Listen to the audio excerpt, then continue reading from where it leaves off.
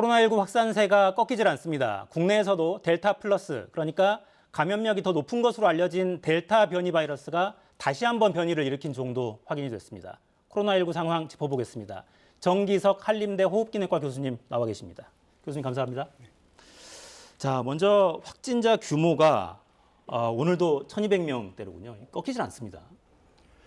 예, 지난주에 비해서 조금 낮아 보이긴 하지만 아마도 이 상태로 좀 오래 갈 거라 그렇게 봅니다. 왜냐하면 뭐 전체적으로 경각심도 많이 올라가긴 했지만 제가 주목하는 부분은 델타 부분이거든요. 이제 50% 넘고 60% 넘습니다. 감염자 중에 델타 변이 바이러스가 그렇습니다. 검출된 비율이요. 예. 그렇기 때문에 이것이 한 70%, 80% 이렇게 올라가게 되면 우리가 누르는 것보다도 이 델타의 전파력이 워낙 강하기 때문에 아마도 이 상태에서 아주 정점을 올라가지는 못할지라도 금세 내려가기는 좀 어렵다 그렇게 보고 있습니다.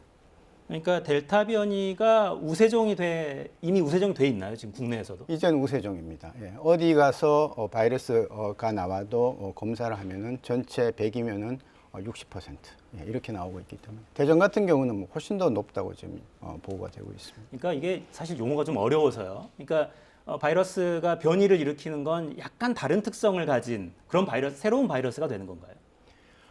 새로운 바이러스가 되면은 변종이라고 얘기하고요. 지금 코로나19를 일으키는 이 바이러스가 조금씩 변이를 일으키는 조그만 변이입니다. 그런데 하필이면 그 변이가 우리 몸을 공격하는 스파이크 단백질이라는 그 부분의 변이를 일으키기 때문에 일정한 힘을 갖고 있는 그 스파이크 단백질이 우리 몸에 붙어서 이때까지 이제 우리가 그걸 봐왔는데 어떤 변이는 스파이크가 더 강하게 변하는 거죠. 그럼 우리 몸에 더 세게 뚫고 들어오고 그 다음에 스파이크가 이상하게 변하면 백신이 듣지 않고 그래서 이제 스파이크 단백질이 얼마나 변하느냐에 따라서 변이가 생겼다고 얘기하고 그 변이가 강한 것도 있고 변이는 변인데 아주 약한 변이도 있습니다. 우리는 다만 이제 강한 변이만을 보고 있을 뿐이고 델타라는 것이 지금 이 세상에 나온 코로나19의 변이 중에서는 지금까지 나온 것 중에서는 가장 강합니다. 가장 강하다.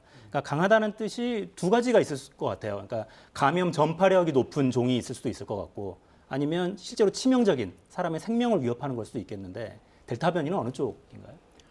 아쉽게도 둘 다 다입니다. 보통은 전파가 굉장히 강하면 독성은 조금 떨어지기 마련이고요. 전파가 약한 경우에 독성은 강하거든요. 근데 이거는 지금 영국에서 조사한 바에 의하면은 전파력이 강하고 입원이 2배가 넘어가고요.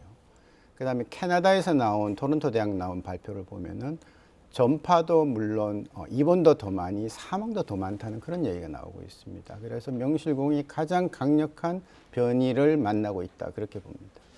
그런데 델타 플러스까지 나왔습니다. 국내에서 델타 플러스 바이러스에 감염된 확진자가 2명이 일단 확인이 됐는데요. 방역 당국의 설명을 한번 듣고 말씀 계속 나누겠습니다. 이번에 확인된 케이스는 AY2 한 건, AY3 한 건이 확인이 됐습니다. AY2로 확인된 건은 해외 여행력이 없는 분입니다. 아직까지 감염 경로에 대해서 조사 중인데 특별하게 해외 여행력이 없고 선행 감염자가 아직은 특정화되지는 않았습니다. AY3에 확진된 사례 같은 경우에는 해외 유입 사례로 분류할 수 있고 7월 23일 날 입국을 했습니다. 미국 여행력이 있고 미국 여행 전에 국내에서 아스트라제네카 백신 접종 2회를 완료하고 해외 가셔서 7월 23일 입국 이후에 확진돼서 AY2 케이스, AY3 케이스 둘 다 아스트라제네카 2차 접종력까지 있는 상태에서 14일이 경과한 시점에서 확진이 됐습니다. 자, 지금 제 귀에는 일단 두 가지가 좀 들어오는데요. 그러니까 두 분 중에 한 분은 해외에서 입국해서 확진이 됐고 한 분은 해외 여행력이 없어요. 그럼 지역사회 감염이라는 뜻인데 네. 이미 국내에 델타 플러스 이 변이 바이러스도 광범위하게 들어와서 퍼져 있을 수 있다. 이렇게 봐도 괜찮을까요? 상당히 상상하기 싫지만 그럴 가능성이 있습니다. 지금 이제 2명이 발견됐는데요. 우리가 보통 이 변이를 검사하는 것은 다는 못합니다. 그러니까 전장 유전체 검사하는데 한 건에 한 100만 원 가까이 들거든요. 다는 못합니다. 그래서 최근에 이제 변이가 문제가 되니까 뭐 많이는 30%, 적게는 한 20%까지 하고 있는데 예를 들어서 20% 한 데에서 2명이 나왔다고 치면 5배로 하면 10명 정도는 있겠죠. 예, 그리고 만일 지금 그 국내에서 걸린 분이 잘 역학조사가 돼서 알고 보니까 외국에서 온 분을 만나서 됐더라. 그러면은 그래도 연결고리가 되지만 전혀 몰랐을 때는 그분이 걸렸던, 그분한테 감염시켰던 그런 사람들이 그 어디선가 또 델타 플러스를 감염시키고 있다는 그런 상상을 하지 않을 수밖에 없습니다. 그러니까 역학조사를 좀 더 치밀하게 했을 때 어디에선가 해외에서 들어온 분들이 첫 접촉자가 있다면 초발 환자가 확인이 된다면 오히려 다행일 수 있는데 그게 아니라면 지역사회에 이미 광범위하게 퍼져 있을 가능성도 배제하기는 어렵다. 예, 고리를 못 찾으면 조금 더 널리 퍼져 있을 가능성이 있습니다. 그리고 또 하나 제 귀에 들어오는 게 이제 두 분 다 백신 접종을 완료한 분들이라고 아까 발표가 있었거든요. 그러니까 이 델타 플러스라는 이 변이종은 기존에 우리가 알고 있었던 그러니까 백신의 효과, 이 효과를 좀 무력화시킬 가능성도 높은 건지 이것도 좀 궁금해집니다. 예, 일단 아스트라제네카 두 분 다 맞으셨고 2주가 경과했기 때문에 돌파 감염입니다. 예, 그렇지만 얘가 너무 적습니다, 사실은. 예, 그리고 어떤 백신을 맞든 간에 또 어떤 변이에 노출되든지 간에 돌파 감염이 생기는 것은 그거는 뭐 우리가 받아들여야 되는 부분이고요. 예, 그래서 근데 지금 이제 델타 플러스가 굉장히 새롭고 위험해 보이긴 하는데요. 발견된 나라가 한 11나라 정도밖에 되지 않고요. 그 다음에 발견된 균주도 그렇게 많지가 않습니다. 그래서 그거 가지고는 소위 이제 전문가들이 이렇다 저렇다 얘기하기에는 아직까지 자료가 좀 부족한 것이죠. 그래서 그런 것들을 따져봤을 때에 그렇게 뭐 돌파 감염에 대해서 그렇게 크게 우려할 상태는 아직 아니다. 그러나 델타 플러스이기 때문에 델타 정도의 델타가 지금 가지고 있는 백신에 대해서 뚫고 들어가는 능력 정도는 갖고 있을 거다라고 생각해 볼 수 있겠습니다. 근데 이제 방역 당국의 발표를 보면 그럼에도 불구하고 중증도가 그렇게 높진 않았다. 그러니까 위중한 상태로 진행되지 않았다는 뜻이죠. 백신을 맞으셨기 때문에 아마 그런 게 아닌가라고 추정이 되는데요. 백신의 효과는 그럼에도 불구하고 있는 거죠? 네, 그 부분은 이제 과연 이 백신의 효과인지 아니면 가볍게 걸렸는지는 모르겠지만 일반적으로 델타 플러스를 제외하고요. 델타 플러스는 아직 자료가 없으니까 델타인 경우에는 백신을 맞은 사람들은 그것이 무슨 백신이든 간에 아스트라든 화이자든 모더나든지 간에 맞고 나면 입원을 90% 이상 줄여줍니다. 예, 그리고 아울러서 그 중증으로 가는 것도 막아주는 것이기 때문에 그래서 백신을 꼭 맞으셔야 된다. 예, 서로 돌파 감염이 있다 손치더라도 개의치 않고 맞으시면 내 몸 하나는 지킬 수 있다. 그렇게 말씀드리죠. 백신을 맞으시면 물론 내 몸도 지키지만 가장 가까운 가족, 친지들에게 다시 전파시킬 가능성이 좀 낮아집니다. 물론입니다. 네. 백신은 일단 예약 대상자가 되면 절대 포기하지 마시고 겁내지 마시고 꼭 맞으시는 게 좋겠습니다. 결국 백신 접종에 좀 속도를 내야 될 텐데요. 정답은 두 개밖에 없는 것 같아요. 백신 그리고 마스크. 문재인 대통령은 1차 접종 목표로 좀 앞당기겠다 이렇게 밝혔습니다. 듣고 말씀 나누겠습니다. 내일이면 1차 접종이 2천만 명을 넘게 될 것입니다. 9월까지 3,600만 명에 대한 1차 접종을 마친다는 계획도 차질 없이 진행되고 있습니다. 목표를 앞당겨 추석 연휴 전까지 목표를 달성하고자 합니다. 전 세계적으로 백신 수급에 불확실성이 있지만 8, 9월 접종을 위한 백신 물량은 차질 없이 도입될 것이며 국민들께서 더 많이 예약할수록 접종의 속도를 더 낼 수 있을 것입니다.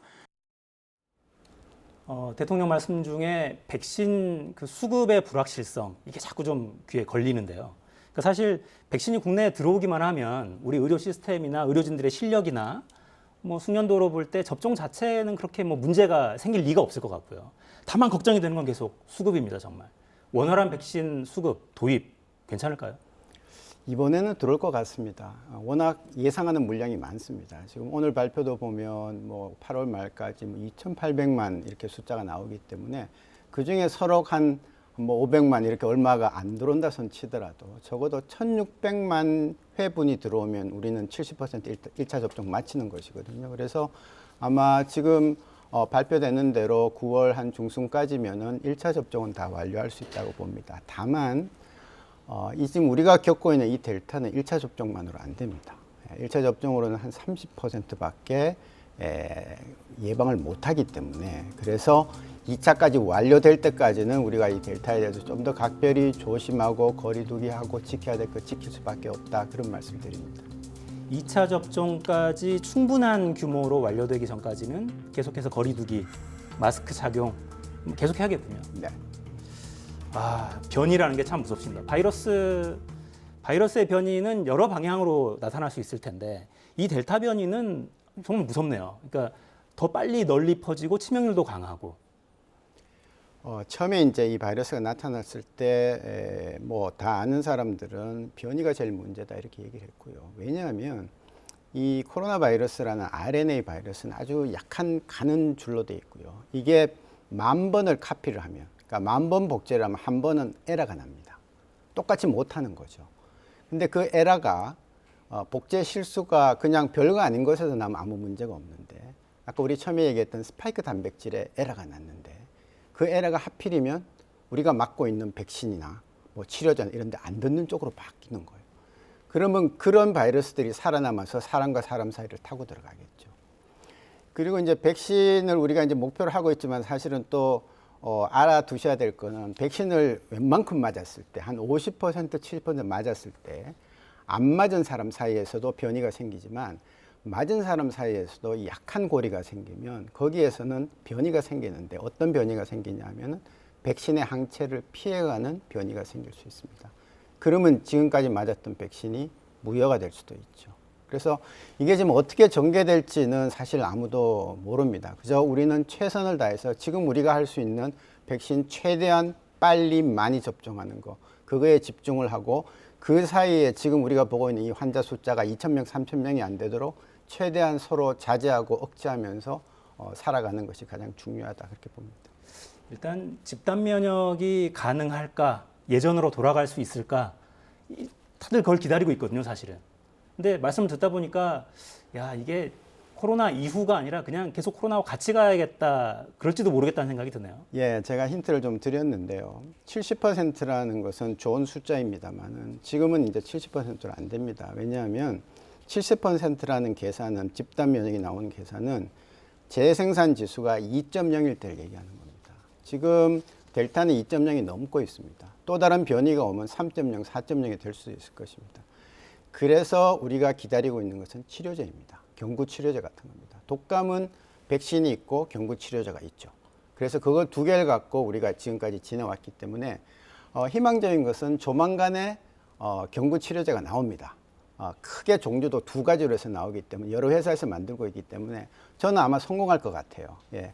그것이 나오는 이번 겨울 내년 봄쯤 되면 우리는 백신을 맞고 치료제를 쓰면서 그때서는 비로소 제2의 독감 정도로 우리가 생각할 수 있는 때가 되지 않을까 그렇게 예상을 해봅니다.